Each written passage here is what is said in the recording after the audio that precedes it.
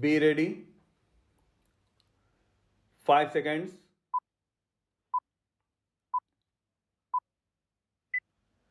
Start.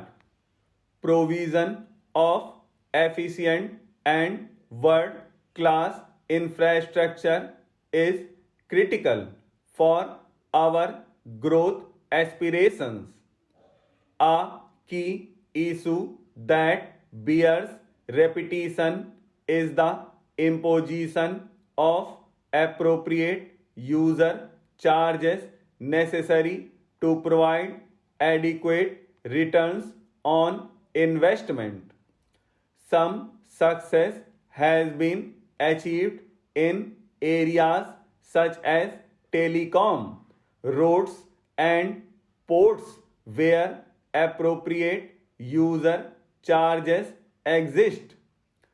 With the tariff rationalization and other bold measures introduced by my colleague, the Minister of Railways, we can expect the railways to serve well the key transportation needs of the country in the years to come. Other areas such as power, urban infrastructure, other transportation, and the like continue to experience great difficulty because of the lack of appropriate user charges. Restoration of financial viability in the power sector remains crucial. The average rate of return for all SEBs is about minus 40%, and their combined losses continue to increase. Hence, this is one of the foremost challenges not only in the power sector but also for the fiscal health of the state governments and the overall performance of the economy. In recognition of these severe problems, the Prime Minister held a meeting with state chief ministers on March 3, 2001. While broadly agreeing with the desirability of power sector reforms to achieve commercial viability of state electricity boards, the conference placed special emphasis on distribution reforms and elimination of theft of electricity.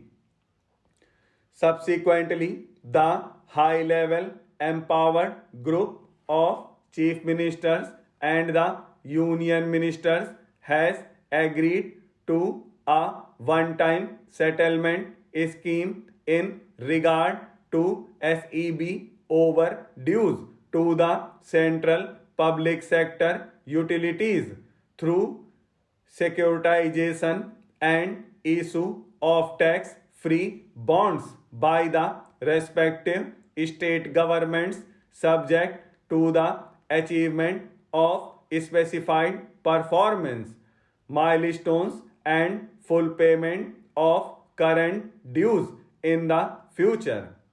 I would urge upon the states to come forward and implement the scheme speedily. The Ministry of Power has already signed memoranda of understanding with 20 states and is expected to complete the exercise with the remaining states soon. To redouble our effort in this direction, APDP is being redesigned as the Accelerated Power Development and Reform Program with an enhanced plan allocation of rupees 3500 crore for 2002-3 up from rupees 1500 crores this year. Access of the states to the fund will be on the basis of agreed reform programs in the future.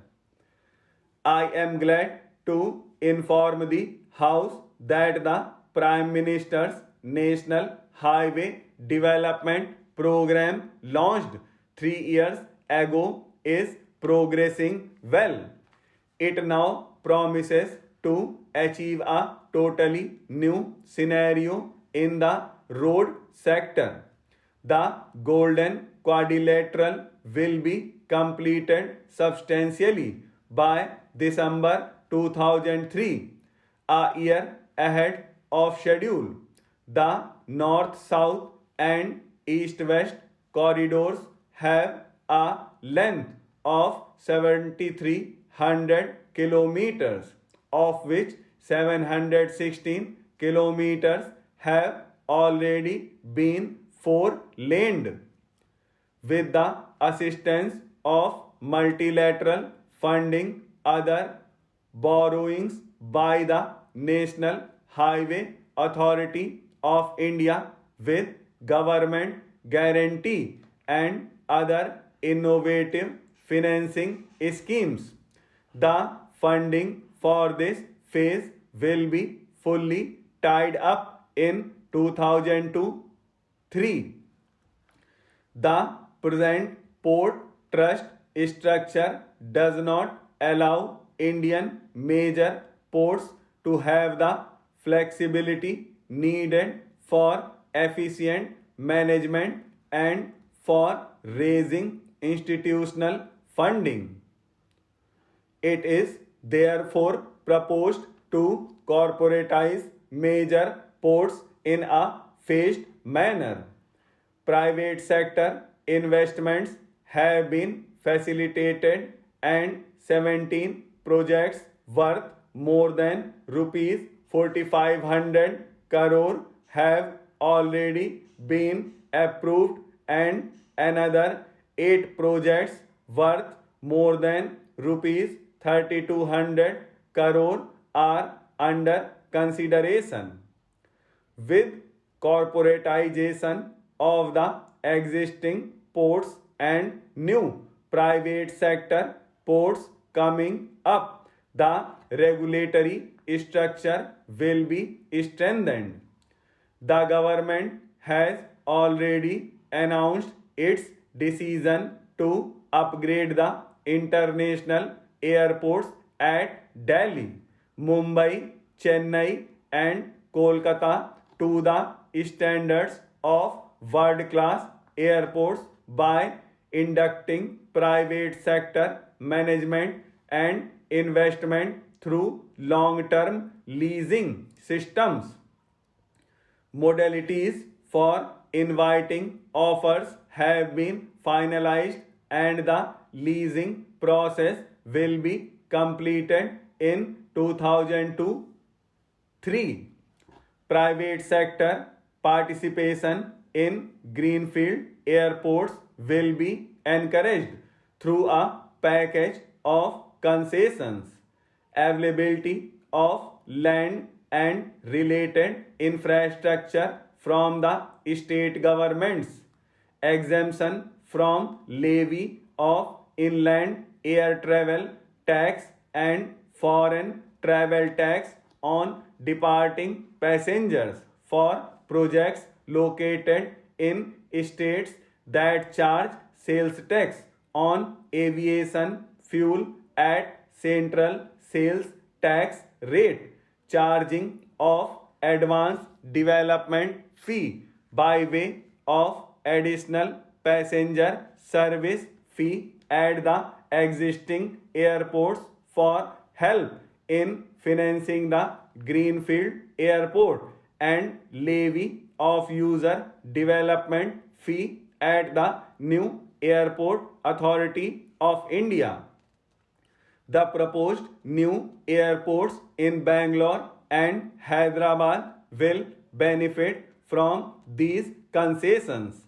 The 2001 census shows that the urban population in India is now about 285 million, greater than the total population of the United States. The number of cities with more than 1 million population has increased from 23 in 1991 to 35 in 2001. We are aware of the sad plight of most of our towns and cities as such.